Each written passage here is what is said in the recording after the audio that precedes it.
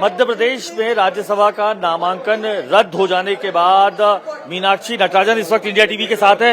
Ma'am, सबसे पहली प्रतिक्रिया क्या रहेगी आपकी? मैं केवल इतना कहना चाहती हूँ कि ये पूरी तरह से झूठी बात है, बेबुनियाद है।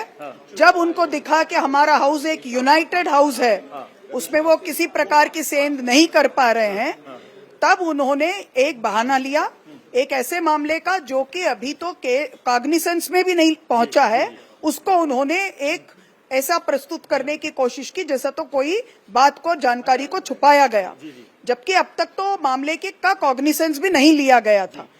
ये मैं पूरे जिम्मेदारी से कहना चाहती हूँ, election commission of India is compromised. जो हमारे नेता राहुल जी पिछले समय से कह रहे हैं, ये वोट चोरी से चालू हुआ, अब ये सीट चोरी तक पहुंच गया। ये बहुत जल्दी इस देश में लोकतंत्र को समाप्त करने का षड्यंत्र हो रहा है। एक बात मुझे आपको नोट करवानी है, 15 जून से आज की बात का टाइम बदलेगा। जो शो 9 बजे होता है अब 8:30 बजे से शुरू होगा।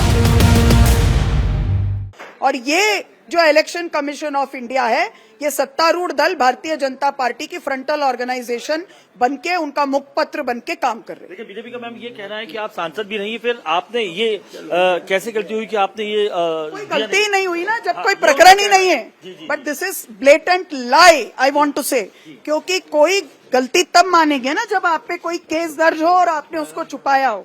कोई केस ही दर्ज नहीं है, कॉग्निसेंस ही नहीं हुआ, तो this is a blatant lie by the ruling party. Ma'am, इस तरीके की बात आप कहते हैं कि महिला सशक्तिकरण की बात करती है बीजेपी, और गलत किया है उसने, आप कह रहे हैं?